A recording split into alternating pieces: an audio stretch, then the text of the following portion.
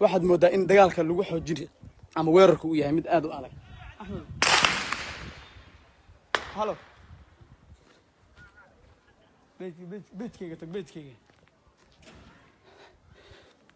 waxaad moodaa in xiisadda dagaal ay saaka ka soo cusboonaatay mid la filayay ay ahayd walow ay dagaalku uu socdo goosgoos u socdo xabadda dhacaysana ay tahay hubka noociisa waaweyn baa saaka la isku adeegsanayaa. ciidamada dawladuna iyaguna sidoo kaleeto waxay go'doomiyeen ciidamada BSF iyagoo oo ay dhammaan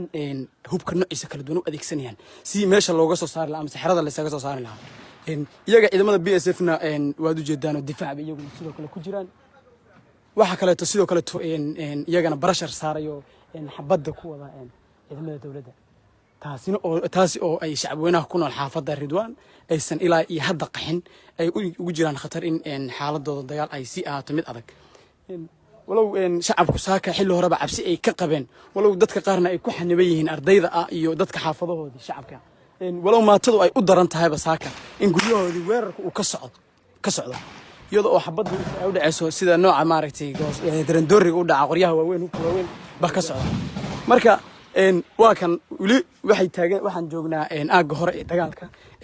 xabadduna waxay u socotaa dee si xooga ay ciidamadu difaaca ay ugu jiraan ciidamada dawladda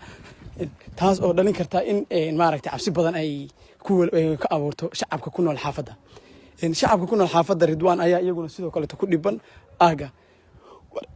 waa marka maamooyin masaakiina waa ku dhiban oo meesha dadkii maatooyinka haabaa ku dhammaanaya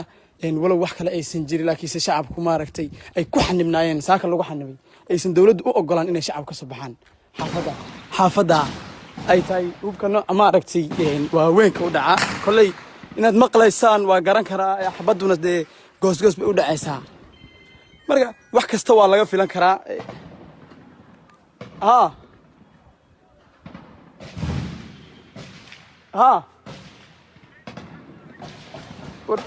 بيتك